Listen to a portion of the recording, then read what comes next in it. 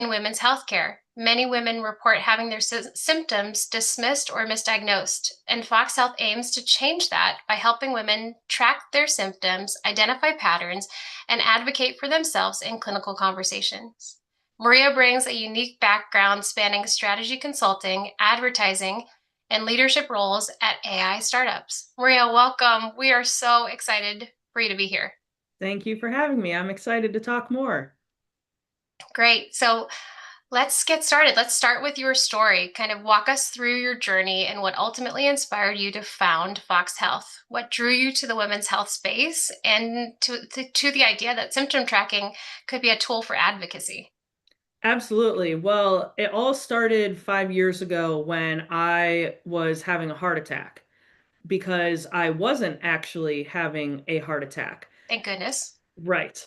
Googling symptoms, the left arm pain, the jaw pain, the chest pain, immediately mind goes to heart attack. Of And course. went to the hospital, all of it, and I wasn't. And they could tell I was not having a heart attack. So went to my doctor, and because the preliminary test showed it was not a heart attack, it wasn't a heart issue, started looking elsewhere, which is all fine and good and normal. But the episodes kept happening, Mhm. and the pain was real and it was in my chest, and that is what I knew, and it wasn't onset by anything, and my doctor wasn't giving me answers, so naturally we started taking the anxiety route, which is not something that I had previously suffered with anything, and that frustration was starting to grow. For sure. It was also fear, because when was it actually going to be that heart attack? So I started cold calling cardiologists in Oh my my area goodness. to try and get an appointment, explaining my situation, begging and pleading, even though I don't have a referral, please take me in. Finally, someone did, and in that first appointment, I received a diagnosis of costochondritis, which the symptoms mimic that of a heart attack, but it is not. And that was really a turning point for me where I was able to relax. I was able to receive care. I don't have this issue any longer. And I feel much better about my health and what's going on. So after that episode, I was like, wow, not having gone through a lot of health issues in my past, which I'm thankful for, I was like, Right. this was a wake-up call. Why couldn't I communicate this to my doctor? Why wasn't my doctor really hearing me? Why wasn't my doctor giving me a referral? Why? And I spent about a year talking to other women and other doctors about what's going on, what gaps we're seeing, and what became really evident was women feel as though they're not listened to. They're dismissed. There are so many women who have shared their stories that are very closely related to mine in being brushed off and, oh, well, if it continues, come back. And, a lot of dismissal, but doctors also have a broken system, the weight of the world on their shoulders. They don't have time to spend with recurring patients. When we come in and it already took us a month and a half to get an appointment, we're presenting our symptoms different or not as urgent or in an incorrect way. And it really is a broken system and a broken trust. And there wasn't a company focusing on bridging that gap. And that's why I built FoXX. Oh, that's incredible. And just, how scary for you to experience feelings like you might be having a heart attack, because I'm sure before having those symptoms, you had heard that women who experience cardiac issues have a significant issue getting the right help, are often misdiagnosed, given Absolutely. delayed treatment, Mhm. all the things. So that must have made it even more scary, Mhm. thinking about your heart. Thank goodness it wasn't. Mhm. And hopefully those symptoms are much better, and Mhm. you won't be feeling those anytime soon. Mhm. And Absolutely. thank you for just channeling your unfortunate experience into this powerful platform for people, so that they don't have the same repeat experiences that you've had. Mhm. On your website, it's the statistics are crazy. So you report that 93% of women feel like their symptoms have been dismissed, and Mhm. 60% of women feel like they've been misdiagnosed. I mean, those Mhm. numbers are outrageous. Mhm. So from your perspective, why has this been such a persistent issue in healthcare? I think this has been a persistent issue, for a couple reasons. And first and foremost, all of, if you're working in women's health or if you're not, I'm sure you've seen women weren't even included in clinical studies until the 90s. And that compounds. We don't know as much as we should about women's health. Ultimately, doctors dismissing us a lot of times comes from not having the right information or even the right training when it comes to these types of situations, symptoms, scenarios. But I do believe doctors want to help. So, in addition to that, when we show up to our appointment, a lot of women write things down, or women are often called the CEOs or the chief medical officers of our own house. And that's a lot of information to retain. I've spoken to nurses who go to their own appointments and they leave and they say, darn it, I forgot the one thing I went in there to talk about. And when we aren't giving the doctor all of the information or the information as it relates to other things going on, they have to work with the information they have. So if we are showing up with a story that has either gaps or inconsistencies, it's hard for a doctor to work that into a diagnosis. So it's so important to really identify problems on both sides of the appointment. And that's why I think the misdiagnosis rate, the dismissal, that feeling of, not having the doctor on your side, I don't believe the majority of doctors truly don't want to listen. I do believe that this is a product of a system that needs some support, and that's how Fox is being built to address that. Maria, I love that. I love that. As a, as a clinician and as a patient and as a patient advocate, I love that your work is really advocating for everybody. I mean, you're considering the provider and the patient and the entire system in what you're building. I mean, it's so important. Mhm. So if there are any ways for you to expand on how do you feel like better symptom tracking might help shift that conversation between, or the dynamic in general, and in general between Mhm. patients and providers? Mhm. I think that healthcare as a whole has been built up into silos. When Definitely. we treat reproductive care, when we treat heart health, anything, we're just treating that one piece of health. And we've really stepped back from treating a whole person. And I think the full body symptom tracking gives us the opportunity to start thinking about health that way again. With full body symptom tracking, what I hope to achieve is when someone comes into their appointment and they have their symptoms, they have their own historical data, they can correlate their symptoms. And for everyone listening, when you track a symptom in Fox, what we have done is create questions that are clinician trigger words that can help them really understand. So, for example, if you have that chest pain like I did, we say, is it stabbing, throbbing, burning? Those types of questions to really help that doctor get all of the information they need to help that diagnosis. This also helps doctors be able to understand what might be happening in other parts of your body. So, for example, if when you are on your period, you also get constant headaches or you're having pain in your lower legs, that is something we start to connect to the dots on a bigger scale. So that's how I think full body symptom tracking can really impact health for women everywhere, is helping the doctor get us to that correct diagnosis. And I truly do believe Fox is best used in practice alongside your doctor. This is not replacing diagnosis. This is not replacing your clinician input. This is simply helping us show up to put ourselves back at the center of the conversation. Oh, I love that. I love that so much.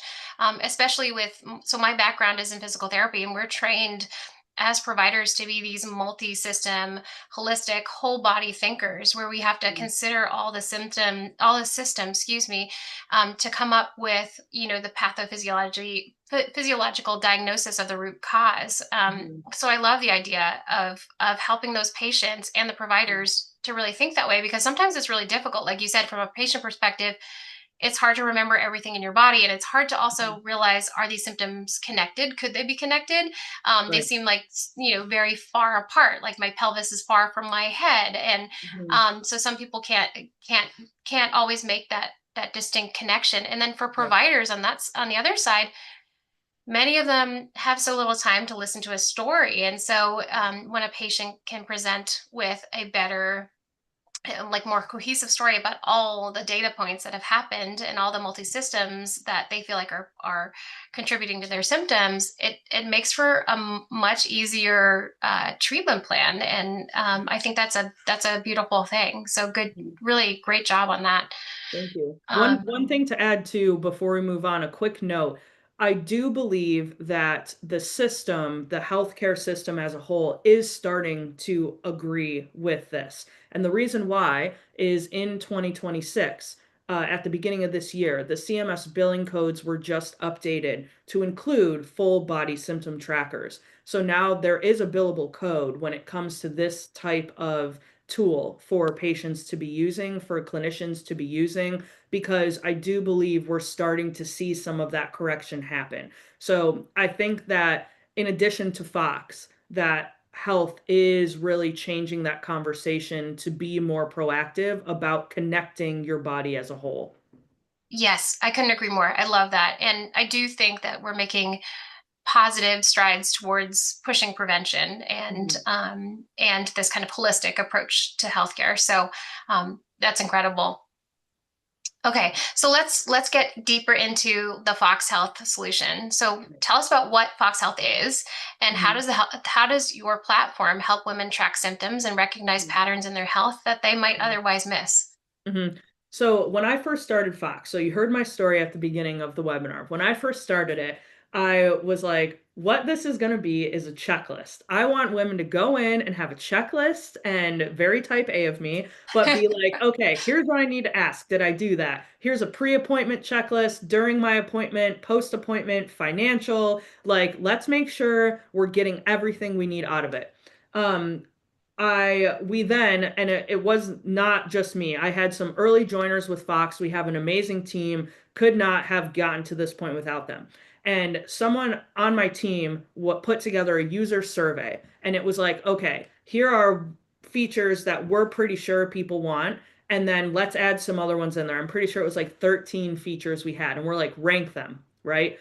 And checklists were not number one. And I was like, okay, I understand that. So what was number one was the full body symptom tracker. And that's how it really came to be. But ultimately, that's what I would call our hero feature. So when you sign up, you're able to go through your onboarding. We ask you some questions. And then in your app, you're able to put no symptoms to log today, which we encourage users to log in and do because good days are still data. Let's see how your days are really playing out.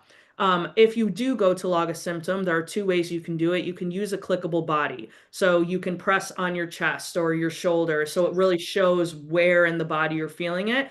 And then you'll be given a list. So if you click on your chest, it's like, is it chest pain? Is it heart? Is it, could it be clavicle? Anything like that. And we want you to really understand like where is that pain happening. Once you select it, you get that quick questionnaire. What is the pain level 0 to 5? Is it onset by movement or not? What type of pain are you feeling? And then you can add in more information, which of course changes based on what you're logging, right? Not everything's going to ask it is it a burning or throbbing pain. It just Sure. it makes sense. Once you do that, you're able to start seeing your symptoms tracked on a monthly calendar, what's happening. And then after 30 days, what is going to be implemented is then you're getting your symptom insights. And then you're able to start correlating your symptoms. Like, let's see, when I log a headache, do I also log shoulder pain? And you Mhm. can see on a chart how often that happens. And you're pulling out symptom insights. And these symptom insights are coming from a native built AI. What that means is we trained our own AI. We have three medical data sets that we paid to license through the NIH, the US National Library of Medicine, and SNOMED International. So this is not a chat GPT wrap. And what we're Awesome. doing is pulling out insights. like, your headaches are happening on this regular basis. When that happens, XYZ, always talk to your provider. And I can't stress this enough. This is meant to be used as a tool to supplement visiting your doctor. This is not meant to be right now a diagnostics tool. So, when you do that, you have your symptoms over time, you're logging them. Then we have what's called an appointment companion. You can bring your symptoms through that AI again, tell us what type of doctor you're going to see and what type of tone of voice that you're comfortable speaking in, and we'll give you questions to ask your doctor. Hey, I'm experiencing these symptoms at the same time. What could this mean? Based on your symptoms, your medical history, anything you've put in. And that will give you an opportunity to write notes when you're talking to your doctor, understand why you're there, and you feel more prepared than walking into that appointment. The last thing that I'll mention is our community feature, which is the Den. And we built it based on a Reddit model. Reddit was the #1 growing social media to discuss women's health last year. So we Wow. have one in app. So what that is when you go to the Den, you'll find different dens that are subreddit types. So for example, a reproductive den, a maternal health den, a nutrition den, a gut health den, and you can go speak to other women using FoXX who are asking questions, talking to one another. So you're really getting that community on a platform that's already talking about health. You can still have shared experiences and stories. And we have partners who are monitoring those dens. So we have a gut health expert and a heart health expert that's in there helping to stop the spread of misinformation, but Love also that. provide any context. And that's what we're building up right now. So when we bring partners on, that's what we want them to do. We see FoXX as the home for women's health. You're talking about your symptoms. There's a way to, communicate with your doctor, type notes, but you also still have your community. And I think that's what's really important for women is we're not doing this alone, and shared experiences are very valuable. Oh, absolutely. That's incredible. So if I could just ask a question about something you mentioned. So you mentioned your AI system is able to generate questions for the patient to come in to their provider appointment with to be prepared. Have you received any feedback from either the patients or the providers on on the quality of the questions that the AI system is being able to generate for you? So we have not received feedback from the patients yet. However, the AI has been going through vetting processes with clinicians for the questions that would actually make sense for them to answer. So we have clinicians not only in our advisory committee, but on our formal advisor board. So what we've been able to do is really tailor what the questions look like and where they're pulling from, because ultimately it's using that same AI system. So we want to make sure that they make sense. One thing that clinicians hate is someone coming in like, so I Googled it. Yes, And we exactly. we don't want FoXX to Yes. have the same connotation of, so I was on FoXX. We don't want clinicians to be like, oh my God, please delete FoXX. Don't come in here again. We want them to say at the end of the appointment, keep logging in FoXX. This was very helpful. And really having that mindset about the sentiment of a patient coming in, holding their phone. Okay, I have some things I want to go over. We want it to be, I hope that's FoXX you have pulled up and not Google. So That's that's incredible. that's where we're That's at. incredible. And I would imagine would, take down those layers of armor that those providers might have had if it Yeah, was Dr. Google coming in every time. right, Um, exactly. so that's awesome. Mhm. Okay, so advocacy is often a deeply personal and intrinsically motivated behavior. So, how does your platform translate that into a scalable and ethical monetization model? Mhm. Advocacy is very interesting to try and monetize. And the reason I say that is because advocacy looks so different depending on who you're talking to, what environment you're in, what type of care you're receiving, someone in a rural place, someone in a dense city, different socioeconomic status, different races. It's so important that those are being acknowledged in what we're building. So we started there. We started with the fundamentals. How are we making sure that we not only give you an option to select your tone of voice? Not everyone wants, I'm a very direct person. You can ask Sure. anyone, that's how I communicate. How I'm going to communicate to my doctor is different than how you are going to communicate to yours. Starting there, making sure that what we have put in place for advocacy is a doctor isn't able to say, oh, well, in 6 weeks, if it's still happening, coming back. You can say, well, actually, according to FoXX, this has been happening for 8 weeks. Mm, So now where do we go from here? It's giving you the opportunity to show that you've done the groundwork that doctors so often ask us to do because it matters. It yes. matters in diagnostic care. So if you are going in more prepared, you are confident to say, I have done this work. I have done what you are asking me to go home and do. I want to address how we move forward. And I think that's so strong because when people come in with Dr. Google or, scribbled handwritten notes, it's a step, but it's not something a doctor can really use. So we wanted to give people that confidence that this is my personal health data that you're asking for. Power has always been in the data, and we needed to build a platform to put the data back in the patient's hands. That's great. And I love that you use the word confidence, giving them confidence. But I wanted to ask you, so advocacy to me has always been about hope. Do you feel Mhm. like your platform is providing these individuals with hope that they will receive better healthcare, women's health will improve? Has any of your end users given you any of that feedback yet? Yes, we have heard that by using FoXX and tracking their symptoms, it's really more than hope. It turns into, geez, what's the right word for this? What immediately came to mind was like the confidence, but also the demand of quality of care. And it's Yeah. like you can go in and now instead of hoping someone will listen to you, it's you have the backup, you have the tool to demand it, to say, I deserve this type of care because here is my history. Let's work together. I will show you what has been happening for the past 8 weeks.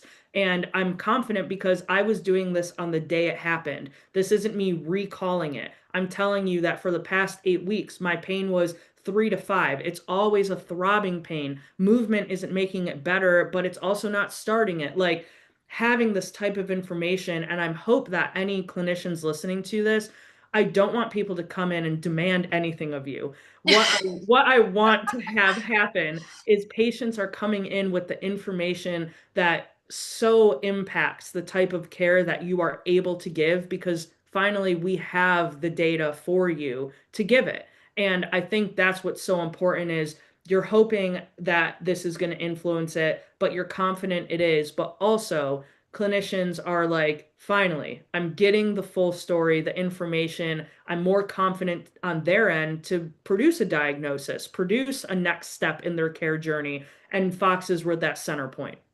Oh, absolutely. And it sounds like it's giving empowerment to the patients to be able to show that they are the experts in their own bodies, which will Mm, help with their history taking, their ability mm, to narrate their symptoms and to mm, report change with any treatment that does happen. So mm, it will lead to better care and it'll mm, lead to a lot less challenges from a clinician's point of view. So mm, if they get a really clear picture and mm. really clear response, it's easier to figure out, okay, what to do first and then what to do next. So Right. I love that.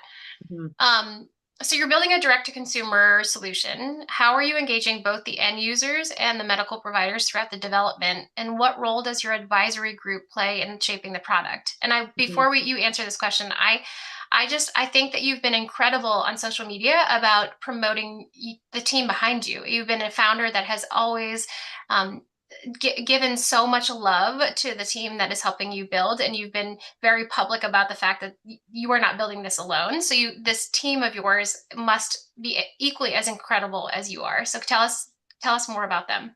Yes, absolutely. So I'll start with the team because none of this is possible without the team. And as an early stage founder, a bootstrap founder, finding a team at this stage requires finding women who are passionate about this as well. And I mean, anyone who's met anyone who formally is a team member at FoXX, uh, you know, there it's kind of like wow, you found like the cream of the crop and you're this early stage. And so often people are doing it alone. And I didn't want that to happen because this is such a shared experience. So, I mean, we have someone who's in charge of our brand who's brilliant, and all of the colors and what you see put out there and our messaging and our tone of voice. I mean, that is the brainchild of a very qualified person. Our community, that is from someone who is not only building the formal community, but exploring a student committee, a medical committee, someone who's, been a part of communities herself and putting that out there and putting together presentations, updates, trying to understand how we can better serve the community. We have UX designers who have gone through every single screen piece by piece, putting together what do our users actually want. And I mean, down to our developers, it's not no secret that tech has always been a bottleneck, an Achilles heel to anyone in a startup situation. And we've had people come together and build this from front end to back end to AI engineers. It's a team effort. And if you see, a post about people at Fox or anyone, I mean, reach out to them. They're some of the most brilliant and dedicated people, and there is no Fox without them. Being a founder myself, I go out and I do the webinars and I spread the word, and I'm going through fundraising, but like truly the people building it brick by brick are those people. And I mean, I just can't say it. We could do a whole separate webinar on them. So I bet you um could.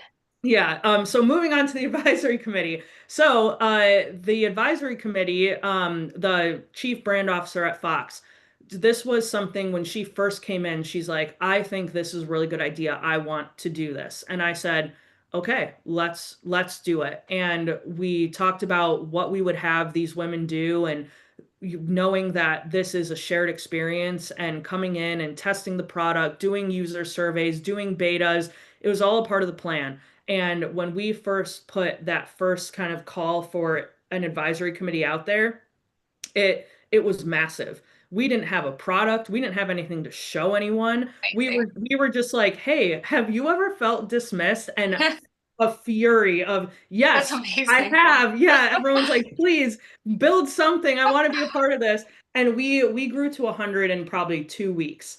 And basically, what we were able to focus on is, okay, having an advisory committee, we want them to be active in what the product actually looks like. So that was two betas. So they had first access to the app. They were the ones using it. When we first started, when you were recording a symptom, it was open text. And we were like, this gives patients the opportunity to explain everything and tell us. And people were like, I'm not writing all of that. I don't have time. I'm not doing it. Yes. And we were like, good to know. So then we went back to the drawing board. And so, they've been involved in not only what the product looks like, but how we speak about it and how we're getting it out there. And I'm sure that you've seen a lot of posts on social media about, what Fox is, who it's doing, because a lot of this being direct to consumer is word of mouth. So they have been so crucial in doing that. And we have had some thoughts about some, like a student advisory committee, right? So right now we have 45 students on a student advisory committee, and we're looking into how best to activate them. Younger women who are new to their care. Maybe they don't even understand what dismissal looks like because they're probably just exploring it, right? And so it's like, how can we better serve them and get them involved and help them understand that women's health is more than just your period?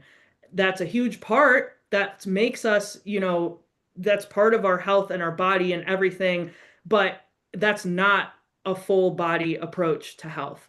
Um, so right now we're in the process, and for anyone listening, we're going to start standing up our formal medical advisory board and Awesome. what that looks like. So right now we have practicing clinicians on our advisory committee. We have two medical advisors formally on the Fox board, and I want to build out our medical advisory committee for the evolution of our product to make sure that this stays medically sound, clinically validated, how we're building makes sense.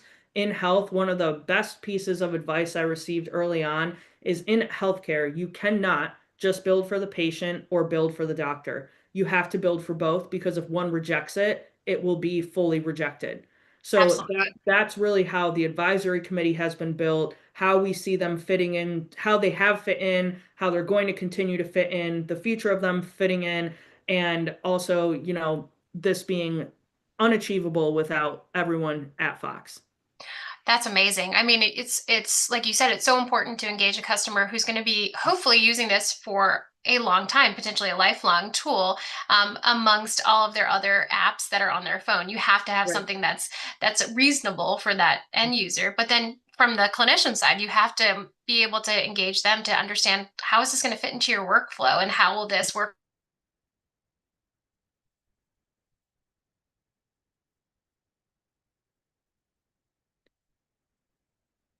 Lauren has frozen for me. I don't know if Lauren is frozen for everyone or if it's just for me. Yes, it looks like Lauren is frozen for the time Okay. being. Well, while she's frozen, I'll go ahead and take some questions I see in the chat. I see one about patient data and protecting it, so I'll address that first.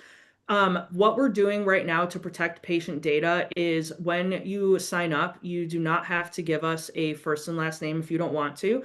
We have an option to keep your location private as well. And on our back end, we are scrambling your data. So you are given a randomized number. We're unable to go in and access your personal data at any point.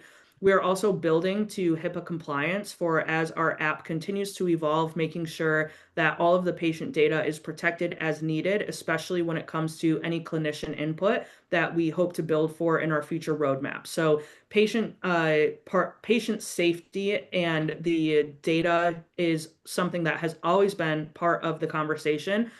We also have two tech leaders from other companies, a part of our formal board, who are helping us go through compliance checks every month. So every chance we get, we're making it better, we're addressing it, it's top of mind. And I truly believe that protecting patient data, especially in women's health, with the environment of everything going on that I won't get into specifically, I think everyone knows, is something that we actively consider in our build. So I hope that answered your question. And Lauren, I was just answering one of the questions, and one more question I'll answer here. Curious about considering partnering with groups who can connect patients with virtual care opportunities. Absolutely.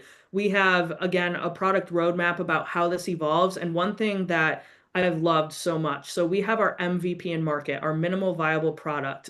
We launched in December. We're actively incorporating all of the feedback. We have things happening, and a lot of the feedback we've been getting is like, you should do this. And we're like, yes, we should, and we're going to. And I will get there as soon as possible. And I just love that you're thinking about rural areas and virtual care because that is also a way that health is turning, how telehealth has impacted the exposure that different doctors have and the opportunity to really take that health into your own hands and seek out the type of care you need has been so important. So, definitely something that we are considering talking about how we implement and hope to do so this year.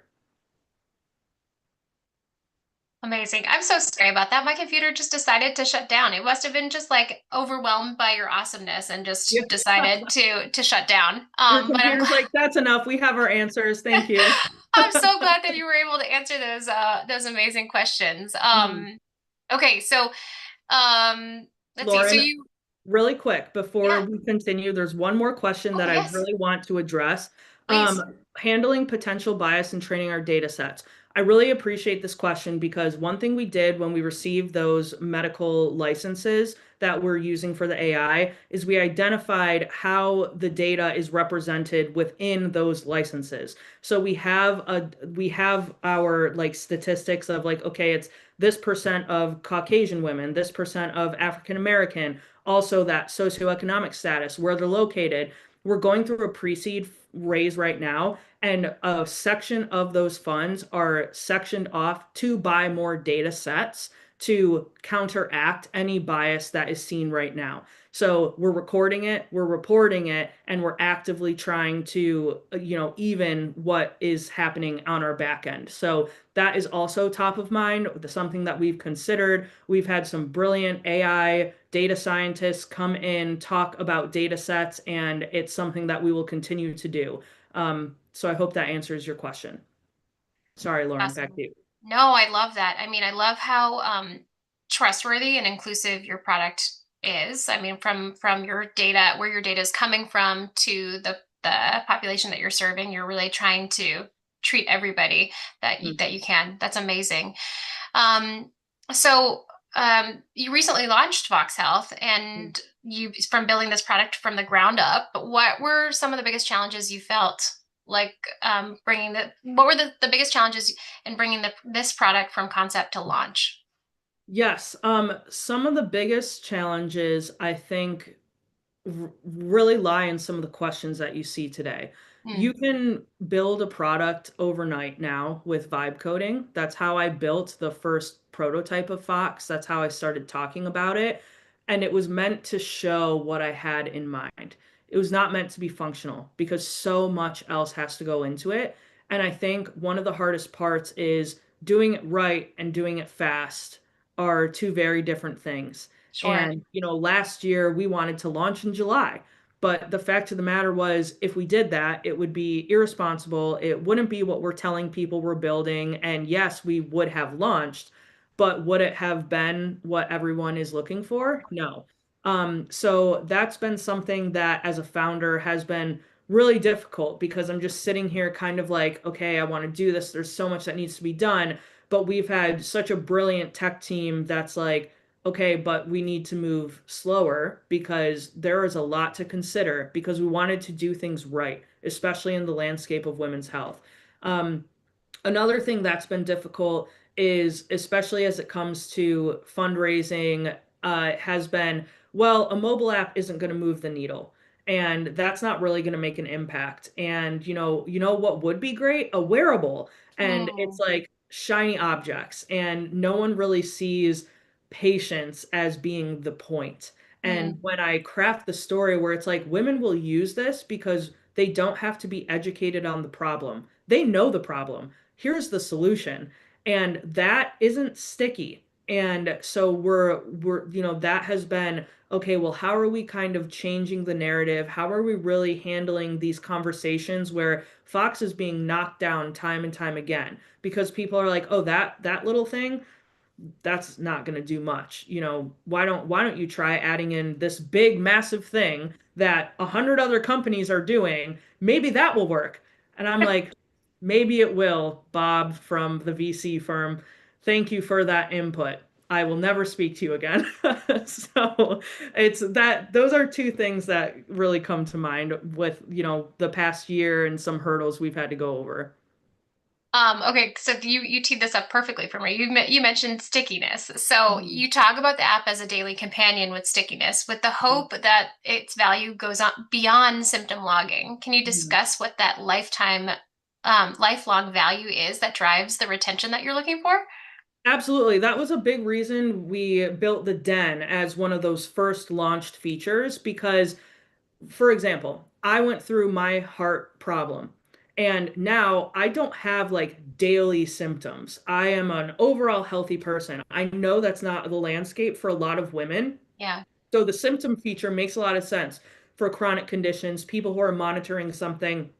One of the reasons I go back and use the app is because of the den. It's like, hey, has anyone tried this? And I have been doing this differently and noticed this. What about you? And there's a lot of activity in our den right now. Like at any given moment, people are speaking to another, and I've seen anything from pelvic health to gut health.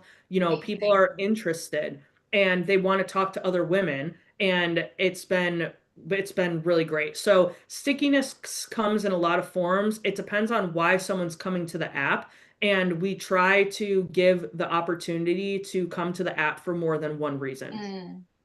Oh, that's amazing. It sounds like an incredibly safe place to be. So maybe let's talk about something that you mentioned before. So AI is evolving rapidly, as you know, as we all know.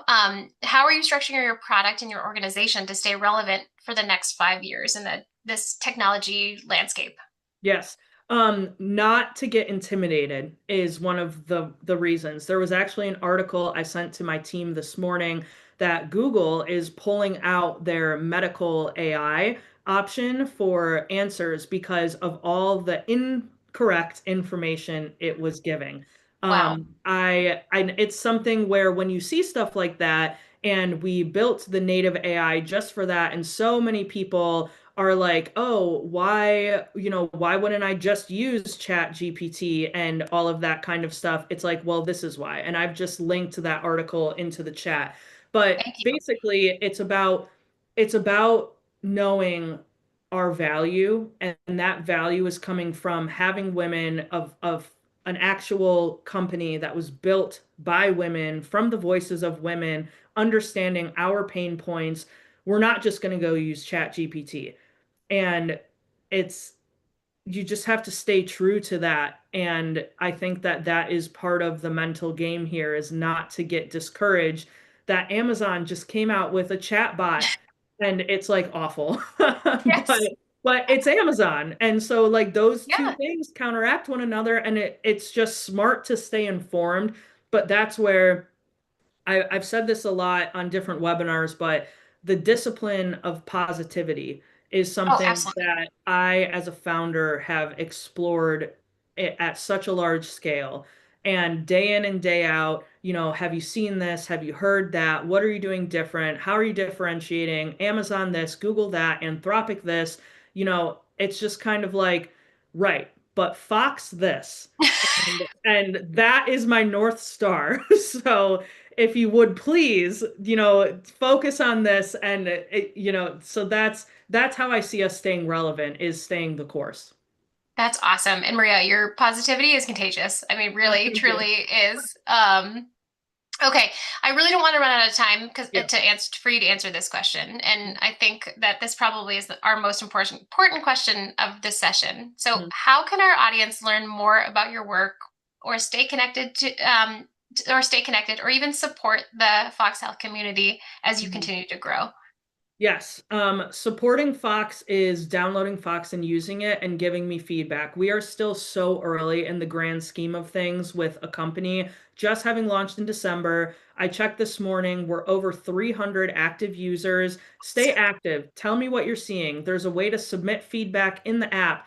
This is not something that's built overnight. It's not in its perfect form, but it's still in a form that can provide value. That is how you can support Fox. If you don't have a need for Fox, for example, you don't find yourself identifying as female, what you can do is connect with me.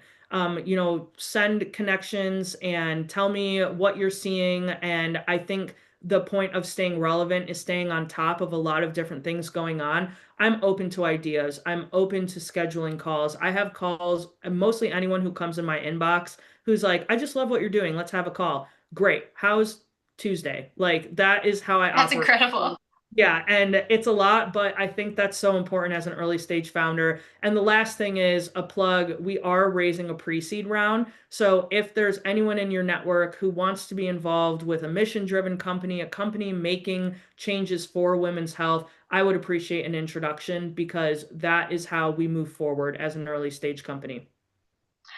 Oh my gosh, Maria, this has been amazing, and I'm sad that we only have 45 I minutes. know. We could talk to you for hours. You've been Yes. incredible. Fox Health is incredible. I really hope that everybody out there spreads it to as many people in their own networks. But really, truly, thank you so much for spending this time with us and telling us more about what you're doing, and just sharing how awesome you and your team are, and changing the landscape of women's health. Thank you. Thank you so much. And we are really looking forward to seeing you all back in April for our next FemTech Live. Thank you again, and see